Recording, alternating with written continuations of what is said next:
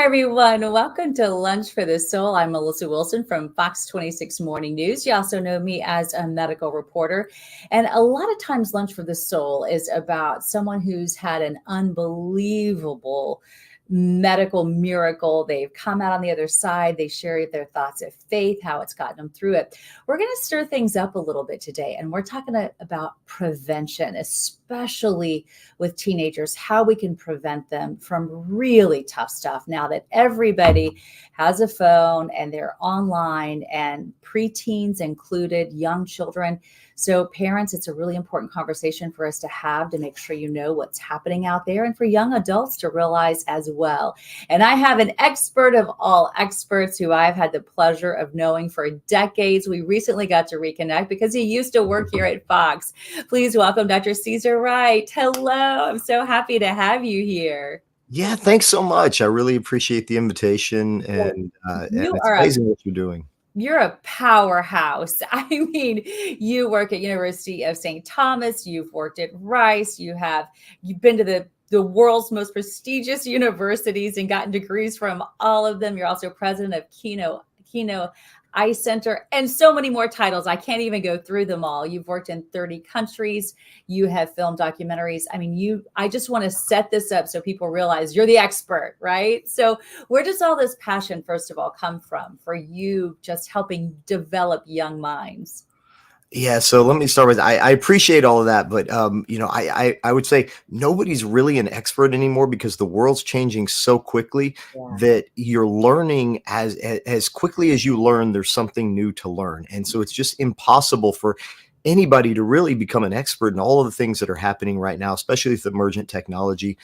For me, I would say, I'm a really strange guy, and I embrace that at a young age. I think you should unapologetically embrace sort of who you are, and that means all of the weirdness that is you. So if you look around at my room, my studio now looks about like my bedroom did when I was 13. I've got my Castle Grayskull back there on the shelf. I've got horror movie posters and action figures. And the cool thing for me is that technology has allowed me to really pursue all of my interests and do the things that when I was a kid I had to pay to do, and now I get paid to do those things. So I've gotten to work with most of my heroes. I work with the Gracie family, who created Brazilian Jiu-Jitsu, directed their Women Empowered campaign, worked with them on anti-bullying campaigns with Bully Proof. I've worked with amazing people through my Microsoft programs, and gotten to travel all over the world and make music videos with heavy metal bands in the Czech Republic. I was filming in Kosovo during the Kosovo conflict. I made a film called Border Wars that was sort of the origin story and basis for the TV show Border Wars. And all of that was unintentional. So I hate to admit that, because I tell my students, do as I say, not as I do. And I tell them to always have intentionality with everything you're doing. But the reality is I didn't have a lot of intentionality. I've always pursued things that were interesting to me, that I found compelling, and I just tried to find ways to support those. And so I learned, for instance, to build computers because I grew up in a trailer in Cut and Shoot, Texas. I didn't have a lot of money. We didn't have a front door. We just had a piece of plywood that my stepdad had leaned up against it. And there was no way I was going to afford a computer, but I love playing video games. So if I wanted to play video games, I had to learn to build computers. So I would crawl around in dumpsters and find broken pieces of computers. And I learned electrical engineering and computer science just because I wanted to play a game specifically called Bard's Tale. And so that's kind of my story, and I've done a lot of weird things, but they're all interconnected at this sort of intersection of technology, culture, and trying to empower people and make people's lives better. Yeah, well, and empowering is making sure we take care of our teens. So many awful things are happening right here in our own backyard. You see it with some of your own students, and we're talking about human trafficking is a really big problem here in the Houston area. We've been known, unfortunately, as a hub of it, which is so hard to believe, even after all these years, that's been an awareness campaign. What do you want to make sure that people know? What's happening right here, especially with domestic community trafficking, which I don't know that people are that familiar with that saying.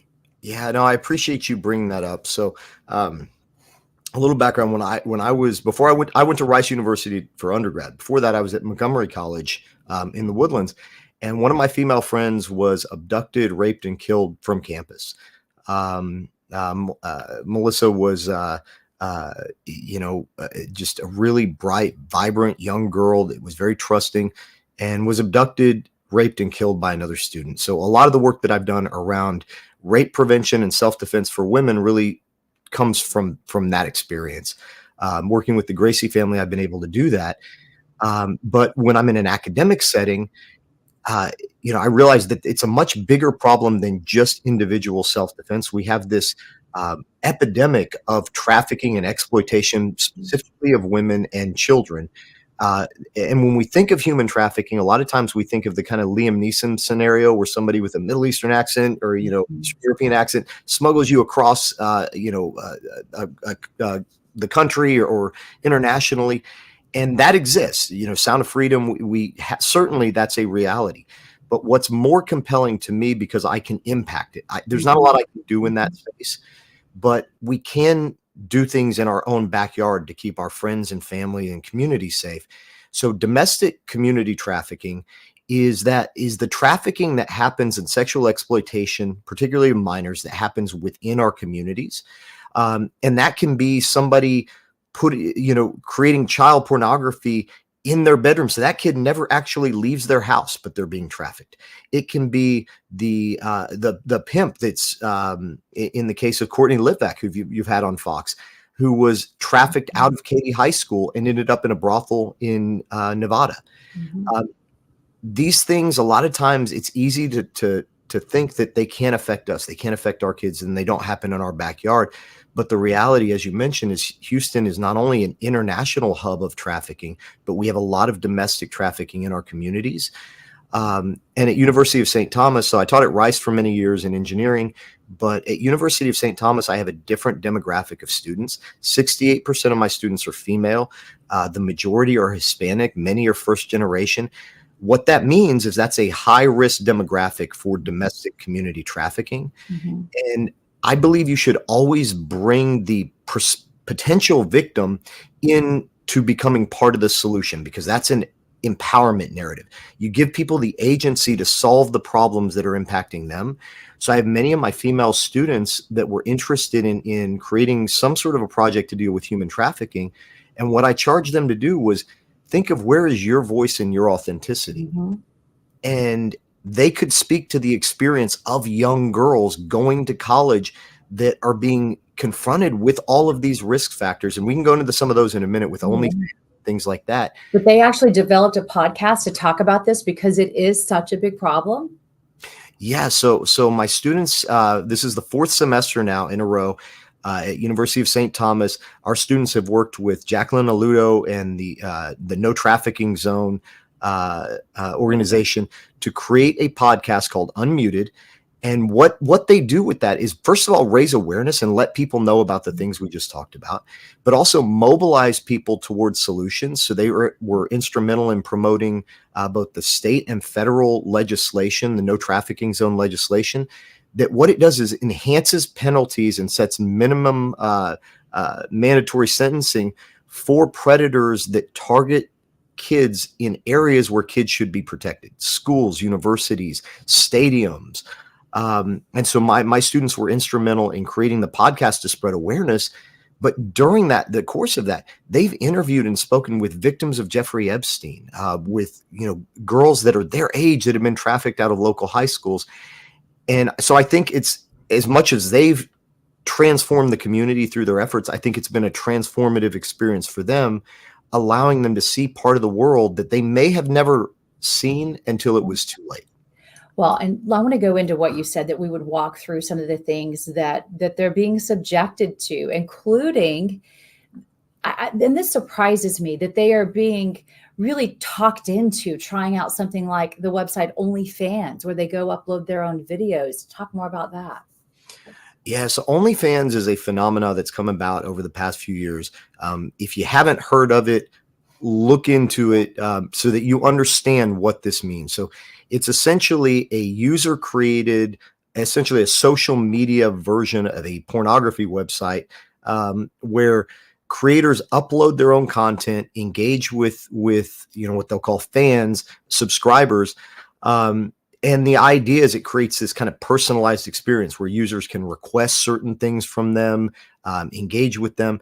And what blows me away and what really surprised me is that there's this sort of mythology among particularly young girls and college age girls that they believe they can make a lot of money, that there are no implications, no side effects. They believe they can remain anonymous, that this is never going to impact their life. And I mean, there are literally billboards around the country telling them, OnlyFans, nobody will know. The problem is, and we'll go into in a minute, why people, may find out. But beyond all of that, let's debunk some of these myths. The average OnlyFans creator makes about $180 a month before OnlyFans takes their take, which is about $60 out. So now we're down to $120. Then you have to pay taxes on that. So now we're down to about $90 a month. So you're making less to create pornography and put it out there into the world in a way that could impact you for the rest of your life. And you're probably making $3 to $4 an hour on average to do that. That is so sickening. And the problem too is, like you said, they think, oh, I'll use a different name and nobody will ever know. The problem is that's not true, and that they probably can't remain anonymous because of future technology like artificial intelligence, right? Yeah. So one of the other things I do, I run several Microsoft programs that I created, Microsoft Epic, Fast, and VIP. They're all focused on sort of emergent technology with a heavy focus on artificial intelligence, generative AI, virtual reality, virtual engagement. And what people don't realize right now is the technology already exists to do reverse image scans and things like that. People are doing this on the dark web. It's a really scary place, and you can see some just horrific things. But within the next 10 years, my guess is that 5 to 10 years, I'll be generous and say 10 years, these technologies are going to become ubiquitous in a way that employers are going to be able to use generative AI. So you hear about ChatGPT and OpenAI and generative AI. These are technologies that use artificial intelligence to make routine tasks very simple and very fast. So what's going to happen in a few years, you're going to apply for a job, and there's going to be a standard part of the application software where you upload a photo, or you upload your social media information, or the employer uses your name, runs that reverse image search, and now has access in an unprecedented way to every image of you that's ever been put online. Videos, images, doesn't matter what name you use. And when you create content on OnlyFans and you think, well, I own that content, it's mine, people can't do anything legally, but people do illegal things all the time. And people can very easily download your content, screen capture it, and share it on multiple other platforms. So this notion that it's empowering and you're controlling it, you're not. You're being trafficked. Somebody else is making money off of you. You're making a very small portion of that money, and you're the one that has literally all of the skin in the game. You're the one that your family in the future, your kids are probably going to see this content, your future spouse, your employers. And so as your life changes and evolves, all of that's still going to be there. And it's going to be that anchor that could really derail so many of the aspirations you have in life. And for me, to put that into context for some of my students, what seems like a lot of money to you now and what seemed like a lot of money to me when I was an intern at Fox, because we didn't get paid back then. I don't know if we didn't get paid. So what seemed like a lot of money to me now no longer seems like a lot of money. So as your life changes and your priorities change, sometimes there are decisions that you make when you're younger that you can never take back. And I really wish people would be more informed and have deeper conversations about what these decisions will mean long-term for your life. Well, and that's why conversations like this might help get out the word and are so very important. I mean, talk about lunch for the soul. If you're saving somebody's future, that's about as good as it gets. Let's talk about self-defense and how you believe that can really empower somebody. So as I mentioned earlier, I've had the honor and the privilege of working with the Gracie family for many years. A lot of your audience will recognize the Gracie family. They created Brazilian Jiu-Jitsu. They started the Ultimate Fighting Championship. Early days, Royce Gracie was the first Ultimate Fighter. And they didn't do that to create a competition. They did it because they cared deeply about empowering people through self-defense. And they believed that the way that they could sort of demonstrate the effectiveness of Brazilian Jiu-Jitsu was to host this huge pay-per-view contest where people would sort of fight it out from different styles. What happened through that is the U.S. Army, the U.S. Air Force, Special Forces, police, military, they all adopted Gracie combatives and Brazilian Jiu-Jitsu as the sort of core self-defense for most of the military and most law enforcement. And the position that I'm in, I train students to go out there and have a better life. I position them to get that amazing job, to move halfway across the world, to do these incredible things. But that also comes with the responsibility. If I position one of my female students to get her dream job in LA or San Diego or New York, but she's raped in the parking garage on the first night coming out of that job, that's just a traumatic experience that will shape the rest of her life and really impede her ability to take advantage of those opportunities that I've worked to create. So I'm a huge advocate of self-defense, situational awareness, being realistic, not living life in fear, but developing the ability to know that you can control situations, you can keep yourself safe so that you can go out and live confidently. And this also extends to kids with anti-bullying. You may have heard me say this, Melissa, but when parents ask me, because I run some programs for Microsoft for kids, and some of my programs, I'll have thousands of applicants for 20 spots in this camp, very competitive. And parents will say, what do I need to do for my kid to be competitive going to Rice or Stanford or MIT? And they're surprised. My two answers, one is video games. As I mentioned earlier, I think multiplayer online video games are a great way of acculturating kids to teamwork, leadership, resource management, skills that translate to the real world. The second is Brazilian Jiu-Jitsu. If you have a kid that lacks the confidence to be weird the way I mentioned that I am, most of my successes in life have been because of two things. I'm weird and I'm confident. And the combination of those two things allows me to sort of embrace and explore new things. I don't really care about what people think, but it's hard to do that if you're afraid to walk down the hall in school. And so I think Stranger Things is a great example of a movie where the kids really came into their own and embraced their weirdness. And there's even a seminar coming up that where people can learn about self-defense. Yes, we are going to have a seminar, Gracie Women Empowered seminar at University of St. Thomas at the beginning of October. That will be primarily for students, faculty, and staff, and people connected. We'll also be doing some community seminars at different martial arts academies, Brazilian Jiu-Jitsu academies around the city. We'll share our social media contact information. As you can tell, I'm super casual, so please feel free at any time to reach out to me. As much as I talk about social media, I don't use it a lot, so I can't say that I'm on Instagram and these platforms a lot, but I'm trying. So I will try to be responsive. So feel free to reach out. The Unmuted podcast, which you see on screen, that's my students' podcast on human trafficking. No Trafficking Zone is the organization that we work through with all of our human trafficking initiatives. And Dr. Cesar, that's me. Feel free to hit me up on social media, LinkedIn, if you're a little more, professional, if you wear a suit more often than a t-shirt. and I'm happy to follow up at any time and see what we can do to bring any of our programs, anything from self-defense, from technology, education, and even college advising. Melissa, this is something you and I have worked a lot with, but advising students on how do you find your career pathway. And part of that for many students begins with college. So I do a lot of college advising as well. Yeah, you were so helpful and just a jack of all trades. And the last thing in the whole world I would describe you as weird. Magnificent, I would say, is a better description. But Dr. Wright, thank you for taking time to talk to us today and to walk us through all the stuff that we're doing. And again, how they can reach out to you, find more information, and just parents have those conversations with your kids. Make sure no one's grooming them. It's so easy, and it goes right over their head. They just think someone's showing them special attention, and it's just not the case. You've enlightened our days and our minds, and thank you so much for that. Thank you. Okay, we'll talk to you soon, I hope. And then all of his information right there, if you want to jot it down and try to find him, there you have it. And I just want to remind you, if you joined us late today, hey, you can hop on YouTube anytime and catch all my Lunch for the Souls. It's a great place for us to catch up, learn something from each other, and really just take some time to connect. So I hope you have a beautiful day, and I hope to see you back here Wednesday at 12:30. Have a good one.